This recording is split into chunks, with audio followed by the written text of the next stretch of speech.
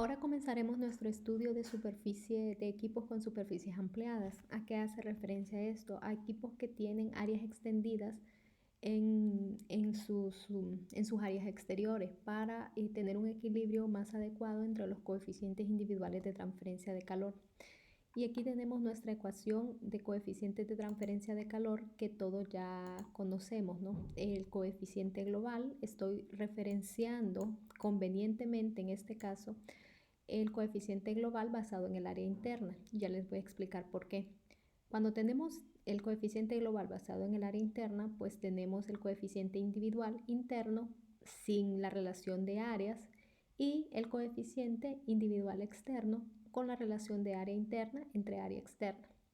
El resto obviamente va a seguir la misma sincronía que ya tenemos. Incluso aquí he adicionado la resistencia por la pared, la resistencia por los ensuciamientos internos y la resistencia por el ensuciamiento externo. Recuerdan que habíamos denotado los ensuciamientos con la letra D.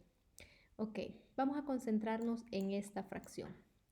En esta fracción, para nuestra ecuación de diseño, en el capítulo 11, habíamos simplificado que eso no era más que la relación del diámetro interno entre el diámetro externo, claro, porque las áreas, en realidad es la relación de las áreas, pero la constante pi se cancela y luego también tenemos aquí la constante, la longitud de la tubería, porque esta área es el área de transferencia de calor, entonces se cancelan en el numerador y en el denominador. En este caso, que vamos a tener superficies que son extendidas en la parte exterior, el área interna y el área externa no se calculan exactamente de la misma manera. Entonces necesitamos analizar esa parte. Obviamente el área interna siempre va a quedar como pi, diámetro interno, por la longitud, pero ¿cómo vamos a estimar el área externa? Hay que analizar un poco cada una de las superficies extendidas que vamos a tener. Y aquí yo he traído tres ejemplos para analizarlo. Cuando habla de extensión de la superficie, hace referencia a este aumento de área. Por ejemplo, aquí está una tubería y ustedes ven que tienen estos discos uno tras otro, ¿no? O en este caso, que tienen estos planos en todo alrededor de toda la tubería, o en este caso, por ejemplo, si ustedes se fijan, son cilindros los que están ahí colocados. Pueden haber mucho tipo de superficies extendidas. Realmente la imaginación es la limitante, entonces pueden existir que tengan, como en este caso, que son discos, a estas les dicen aletas, pueden ser cilindros, clavos, realmente hay una gran variedad de ellos. Las más estudiadas por su utilización y también por su geometría son estas, las aletas que vamos a llamar de transversales, en este caso. ¿Y por qué transversales? Porque van en sentido, el flujo que va por el lado, que va por el exterior, ustedes saben que por adentro va a ir un flujo, pero por el exterior, por ejemplo, el flujo no puede ir paralelo en este tipo de aleta, que es una aleta transversal, el flujo no puede ir paralelo al flujo, el flujo tiene que venir exactamente perpendicular a la dirección del flujo interno. En este otro tipo de aletas, entonces aquí sí, tanto el flujo en el exterior como en el flujo en el interior llevan la misma dirección. Puede ser contraflujo o paralelo, eso ya depende del sentido, pero lo que sí es que los flujos van paralelos al eje del cilindro y aquí el flujo que va en el exterior va perpendicular al eje del cilindro. Ok, entonces, como les había mencionado, las más estudiadas son estas dos. ¿Por qué? Porque hay que analizar cómo vamos a estimar estas áreas, que son las extensiones de esta tubería en este caso. Entonces, para ese caso, realmente, a nosotros siempre nos conviene colocar la resistencia del coeficiente global basado en el área interior. Eso no quiere decir que cuando yo tenga que hacer correcciones por temperatura, la resistencia interna sea siempre la dominante. No, no necesariamente. La resistencia externa también puede ser la dominante. De hecho, este cambio se ha utilizado para el caso donde nosotros tenemos coeficientes individuales externos muy pequeños. Imagínense que por adentro de la tubería, yo esté transportando agua. Entonces el coeficiente que voy a tener aquí es el coeficiente de un líquido. Los líquidos normalmente tienen coeficientes superiores a los, por su tema de transporte, tienen coeficientes superiores que los gases.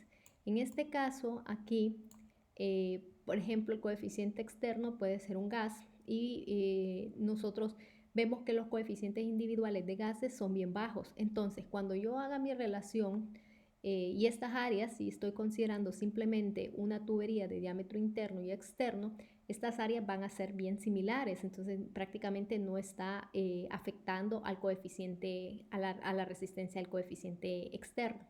La idea de eso es aumentar el área externa lo suficiente como para compensar un poco, por ejemplo, si este fuese 100 y aquí fuese 10, entonces que el área externa, por ejemplo, sea 10 veces mayor que lo que sería normalmente, para que el equilibrio entre los coeficientes individuales sea más próximo y al momento de calcular el coeficiente global tenga un valor intermedio entre el interno y el externo y no simplemente que la carga o la resistencia sea unilateral, solo afecte a uno de los coeficientes individuales, porque si no prácticamente no tiene sentido estimar el otro si uno va a ser más grande que el otro. Entonces ese es el objetivo que tenemos hasta el momento con las superficies extendidas. Esa es la principal razón. Aquí lo he colocado completo porque quiero que vean que también el coeficiente individual por ensuciamiento también se ve afectada por el área exterior. Y así como medimos el área externa para medir el coeficiente individual del fluido, también se aplicará para el coeficiente individual de los ensuciamientos, porque el ensuciamiento también se va a colocar alrededor de todos los dispositivos que yo tenga. Como les había mencionado, hay infinidad de aletas que puedan tener. La limitación es la creatividad. Por ejemplo, acá está la del cilindro, que podríamos tener esta. Aquí tenemos las longitudinales, que son similares a esta. Tenemos las de discos, que son estas, pero miren, pueden haber púas menos pronunciadas, podemos tener conos truncados, podemos tener aletas incluso que no sean paralelepípedos, sino que sean una especie de pirámides. Entonces hay una gran variedad, pero por los momentos nosotros vamos a enfocarnos básicamente e incluso en las longitudinales, que quizás en las transversales. Estas ecuaciones van a venir a ayudar también o a compensar un poco lo que son los coeficientes individuales externos de flujo cruzado, porque por ejemplo las aletas transversales son muy utilizadas en dispositivos de flujo cruzado y de esa manera incluso puede utilizarse esta aleta para aumentar el coeficiente individual externo cuando se trata de gases. Ahora necesitamos saber cómo vamos a realizar nuestros cálculos de los coeficientes superficiales. ¿A qué me refiero? ¿Cómo voy a estimar este coeficiente externo? El interno sigue estimándose de la manera habitual, ¿okay? De lo que ya conocemos en el interior de tuberías. Por otro lado, el externo sí requiere análisis un poco más profundo de cómo vamos a medirlo. Estos mantienen sus valores habituales, estos normalmente son valoretados. Entonces vamos a estimar el área externa y el coeficiente externo. Ok, aquí hemos colocado un bosquejo de los dos tipos de aletas que nosotros podemos ver, la mayoría, las longitudinales y las transversales, ¿no? Que son las mismas imágenes que están allá. Al hacer una simplificación de la ecuación anterior, quitando las resistencias por ensuciamiento, solo he dejado la resistencia del material, de la tubería, y la resistencia externa para ver cómo vamos a medir las áreas. En este caso, el área externa, que antes solo lo había llamado como área externa, ahora está con toda esta ecuación que vamos a tener. Necesito saber quién es NF, AF, AB y quiénes son esos valores. El NF está definido como la eficiencia de la aleta. De hecho, las aletas aunque aumentan el área externa y eso hace que el coeficiente externo también aumente, pero también las aletas pueden disminuir la transferencia de calor, porque al igual como lo vimos en conducción, si usted tiene un fluido caliente acá, ese fluido para que pueda llegar y entrar en contacto con el fluido frío que va dentro de la tubería, tiene que atravesar toda la altura de la aleta. Entonces eso hace que la transferencia de calor, por lo menos la transferencia de calor, no sea tan efectiva como si el tubo se encontrase desnudo. Entonces por eso tengo que medir, dependiendo del tipo de aleta que yo trabaje, no es lo mismo una eficiencia de una aleta longitudinal que una aleta transversal. Tengo que saber esa eficiencia. Luego tengo que medir el área de la aleta, ¿qué tipo de área? El área de transferencia de calor de la aleta, porque todo eso se ve afectado. El área del tubo desnudo, donde no se encuentra aleta, entonces tengo que medir esta área de la aleta y el área donde no encuentro aleta. Y por último, tenemos el coeficiente externo. Ese coeficiente externo lo vamos a utilizar tanto para el tubo desnudo como para la aleta. Si ustedes recuerdan, los coeficientes individuales no son más que coeficientes de película. Entonces yo aquí, por ejemplo, cuando el tubo en la zona donde él no tiene aleta, tiene un coeficiente externo. En la zona donde él tiene la aleta, tiene otro coeficiente externo. Esos coeficientes externos en la realidad no son idénticos porque las condiciones de temperatura, las condiciones del material, cada una de esas variables afecta al coeficiente individual externo.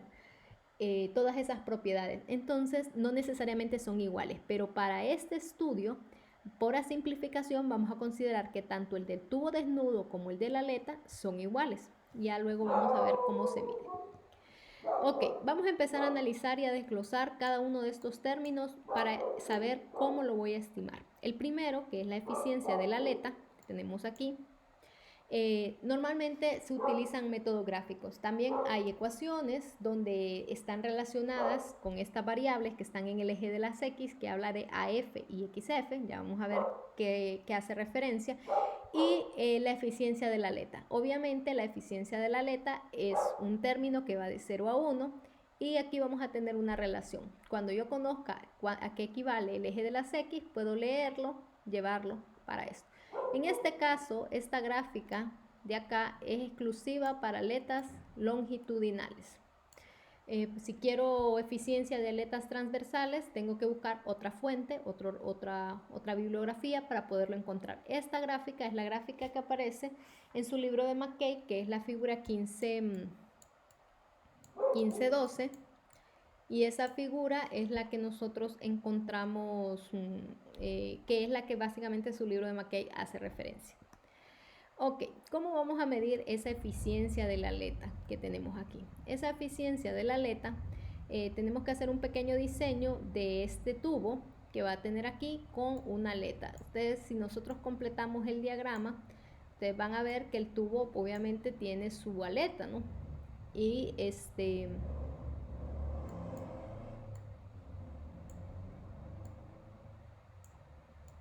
si completamos, esa sería más o menos la imagen transversal que nosotros tendríamos de nuestra aleta. Solo estoy colocando una aleta, en este caso vamos a centrarnos en las aletas longitudinales. Al hacer eso, nosotros vamos a definir qué representa físicamente la eficiencia de la aleta. La eficiencia de la aleta no es más que una relación entre la temperatura que puede tener la aleta, el cambio de temperatura que puede tener la aleta en cualquier punto de su altura, y el cambio de temperatura global que tendría el tubo como si estuviese desnudo, que tendríamos acá esta relación. Ok, si nosotros volvemos acá, vemos que habla de un AF y de un KF. El KF no es más que la altura de la aleta, o sea que el KF es la altura. Obviamente todas las aletas, si están en el mismo intercambiador de calor, tendrán la misma altura. Tenemos la altura de la aleta, el KF, ya sabemos entonces, ahora necesitamos saber el AF. En ese caso, si nosotros analizamos un poco más esta ecuación y empezamos a ver lo que yo les había mencionado, que habla de conducción, si nosotros tenemos en el exterior del tubo con aleta un fluido, aquí estoy considerando que el fluido que está afuera es el caliente porque estoy colocando que es la mayor temperatura. Ese fluido de afuera está caliente. Entonces, el TF, que es la temperatura, es una temperatura local, que puede ser TF a cualquier distancia desde la base de la aleta. Por ejemplo, yo puedo tener aquí un TF acá, es una temperatura local. Y el TW obviamente es la temperatura de la pared del tubo. Esta fracción siempre será menor que 1, o sea, máximo 1 y entre 0 y 1. ¿Cuándo va a ser 1? Cuando obviamente el TF, que es la temperatura, se encuentra acá en la base. Entonces será igual a TW y será 1.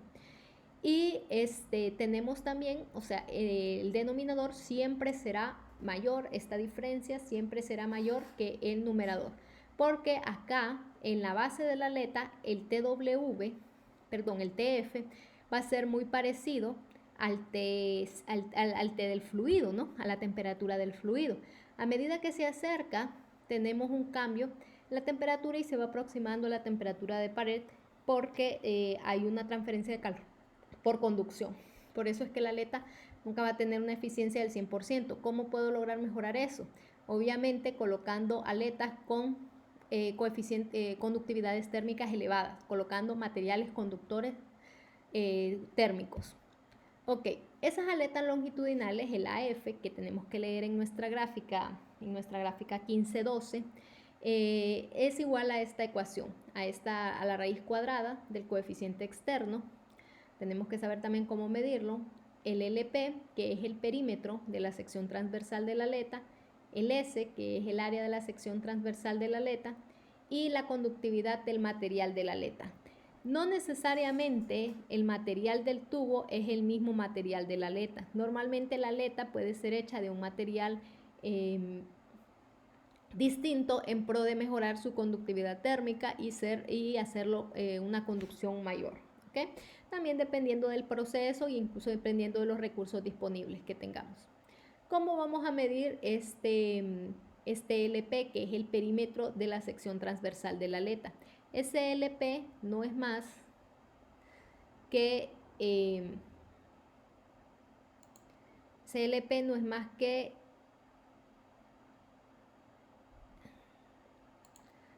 que esta región que voy a marcar aquí. Ese es el perímetro de la sección, perdón, el perímetro. Entonces el perímetro está dado, voy a llamar de YF a este espesor, al espesor de la aleta, lo voy a llamar de YF. Entonces, tengo el KF, que es la altura de la aleta, el espesor de la aleta lo llamo LF. Esto sigue siendo, porque la aleta abarca toda la tubería, entonces es la longitud de la tubería. Entonces el LP, que es el perímetro, no es más que 2 veces esta línea, obviamente porque tiene de este lado y de este lado, es el perímetro de la sección transversal, y 2 veces el YF. Muchas veces este YF se desprecia, 2 veces el YF, porque comparado con el 2L, porque la longitud de la tubería y el espesor de la aleta, lo podemos ver claramente acá. Incluso pueden ver cuánto sería, sería el KF, y esto pequeñito sería el YF. Y la longitud, ¿verdad? Entonces son valores que son muy grandes. Ok, y tenemos que también tener el área de la sección transversal. El área también es esta, basándose en esta, que por eso había cambiado el color, para que ustedes lo puedan ver. El área entonces tiene que ser YF por la longitud.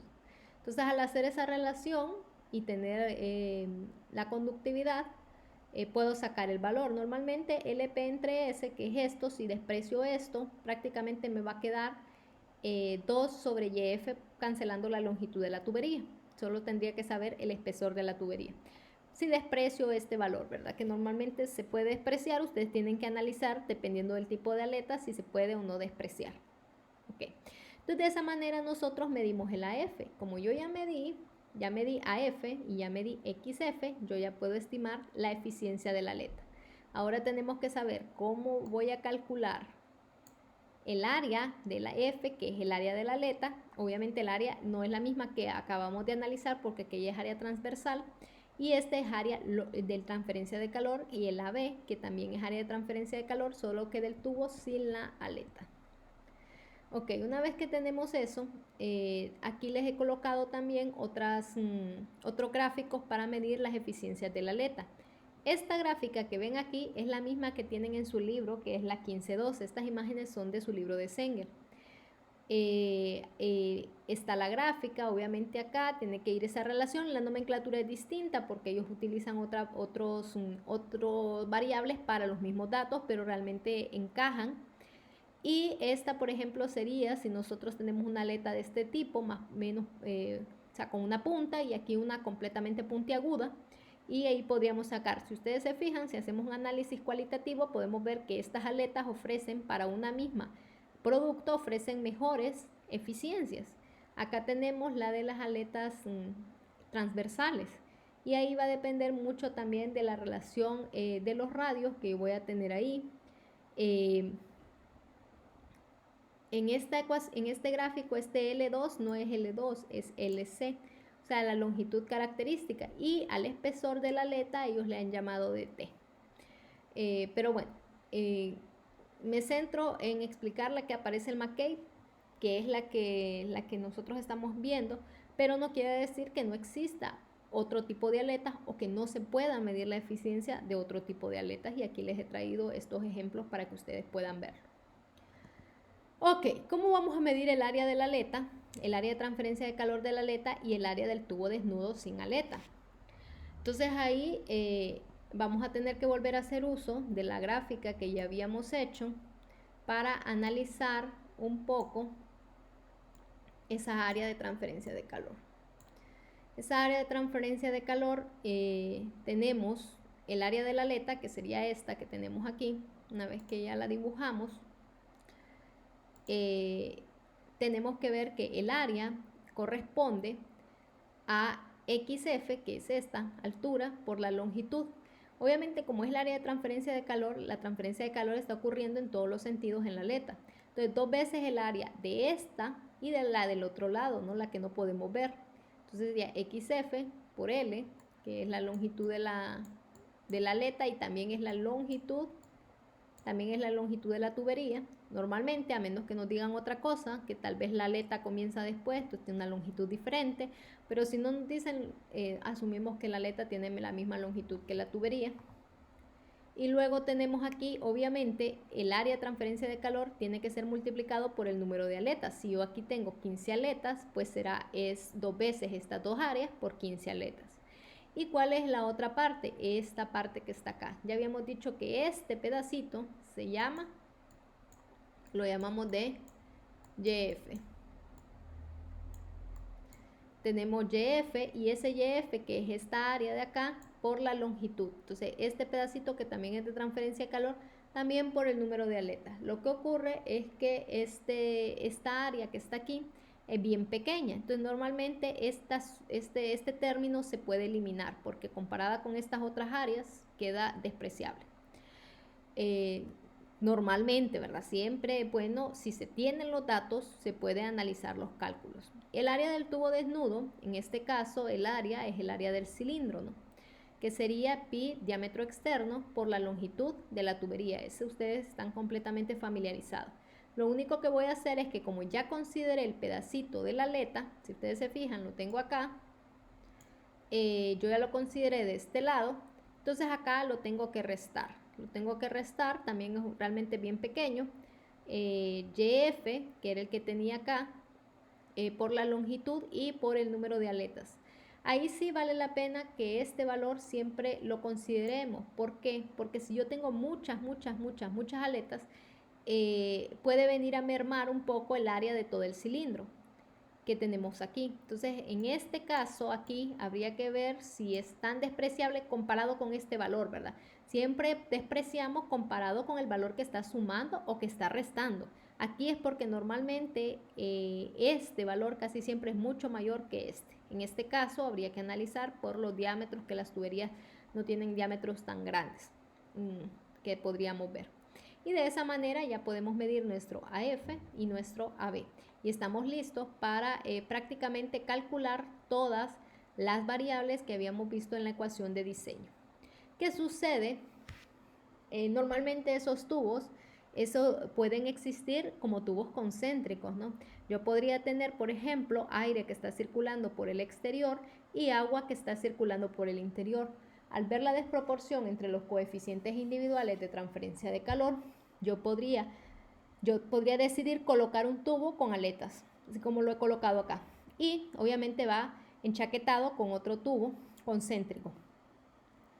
Si necesito hacer eso, pues obviamente necesito medir, si a mí me están dando velocidad, necesito saber mi flujo volumétrico y por ende mi flujo másico, que va a ir en la parte anular, que va ahora, no solo va, no está hueca, sino que está rellena de aletas. Para ese caso, manejamos siempre los mismos criterios, porque nosotros tenemos que colocar en nuestra ecuación de Nusselt un diámetro equivalente. Y en nuestra ecuación de Reynolds, para estimar el número de Reynolds, también va un diámetro equivalente. Y aquí la importancia de nunca olvidar esa definición del diámetro equivalente y de cómo calcularlo en cada uno de los casos que hemos visto. Hay que recordar que el diámetro equivalente es 4 veces el radio hidráulico, y el radio hidráulico no es más que el área de sección transversal entre el perímetro mojado. Aquí vamos a mantener la misma nomenclatura que en tubos y corazas, donde la coraza tiene un diámetro, vamos a llamarla como ds. No vamos a tomar la misma nomenclatura que aquí está, ¿verdad? Porque esta imagen la he sacado de otro lugar. Entonces ds, que es el diámetro de la coraza, pero a este diámetro que tenemos aquí, que es el diámetro de la tubería, le vamos a restar el diámetro interno. En ese caso, el diámetro interno es el pi cuartos, ¿no?, del diámetro externo de la tubería, pero ese diámetro externo de la tubería, yo le tengo que sumar las aletas. Y las aletas, en este caso, el corte transversal que he visto, KF, que es la altura de la aleta, y YF, que es el espesor de la aleta, entonces es al diámetro externo, pero también le tengo que restar estos pedacitos de las aletas. Entonces a esos pedacitos de las aletas los tengo que multiplicar obviamente por el número de aletas, 1, 2, 3, 4, 5, 6, 7, 8, en este caso que está mostrando esta región. Entonces multiplico por el número de aletas. Eso para el caso de cuando yo tengo apenas un tubo concéntrico recubierto por otro tubo. ¿Cómo será el perímetro? Pues el perímetro será pi ds, que es el perímetro del enchaquetado, y pi diámetro externo para la aleta, pero hay que sumarle estos perímetros. ¿Cuáles serían esos perímetros? El 2 veces, porque tiene de este lado y tiene del otro lado la altura de la aleta por el número de las aletas. Este pedacito ya no lo tomo en cuenta porque lo he considerado aquí en el diámetro externo. Y de esa manera yo ya puedo hacer mi relación de radio hidráulico, que sería el cociente entre estas dos relaciones. He colocado aquí en rojo algo importante porque no necesariamente voy a tener siempre solo un tubo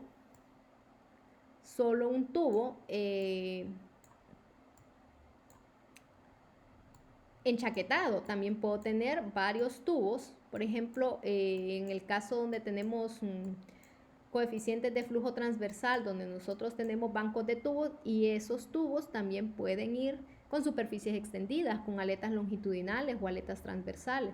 Entonces, el que se va a ver afectado en ese caso será el último, que será el diámetro externo. Entonces, para sacar el área de transferencia de calor, si el flujo está entrando aquí, además de hacerlo, cuando ya lo tenga para un tubo, tengo que multiplicarlo por el número de tubos que tengo acá, ¿no? Lo mismo el perímetro mojado, y de esa manera puedo sacar un flujo volumétrico, un flujo másico adecuado, porque recuerden que eso es bien importante para estimar el número de Reynolds que nosotros vamos a tener, y todos los coeficientes individuales dependen del número de Reynolds. Entonces aquí hemos visto que hemos ido de lo simple a lo complejo. Realmente las otras variables permanecen sin cambio, aun cuando tenemos varios tubos. ¿Por qué? Porque nosotros estamos estimando prácticamente el coeficiente que estimemos para un tubo será el equivalente para todo el banco de tubos. Ok, ¿cómo? Entonces ahora para medir el coeficiente individual, que es la última variable que está faltando por explicar, ¿cómo lo voy a hacer? Voy a utilizar, ¿qué relaciones voy a utilizar? Y realmente ese coeficiente externo sí se ve afectado por las aletas, y en su libro tienen una ecuación, una figura, que es esta que tenemos aquí, que es la figura 15-13.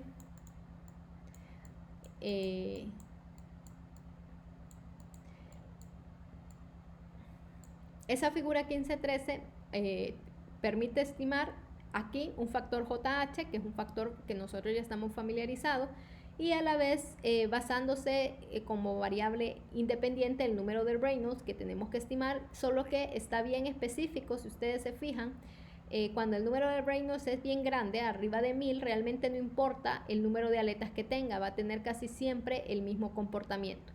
Cuando el Reynolds es pequeño, abajo de 1000, o sea que estamos aquí, podemos tener algunas pequeñas diferencias en los coeficientes, pero realmente estas ecuaciones no se separan mucho, aun cuando las aletas, este son el número de aletas que vamos a tener, aunque el número de aletas cambie, ¿no? Mucho, o sea, cambie un cierto número. Pero bueno, esta es la relación que tenemos, y esta es para longitudinales, o sea que no es lo mismo tener aletas transversales que longitudinales, sean estos paralelepípedos o otras formas geométricas. Ya vamos a ver también qué hacer en el caso de que no sea una aleta longitudinal, sino de otro tipo.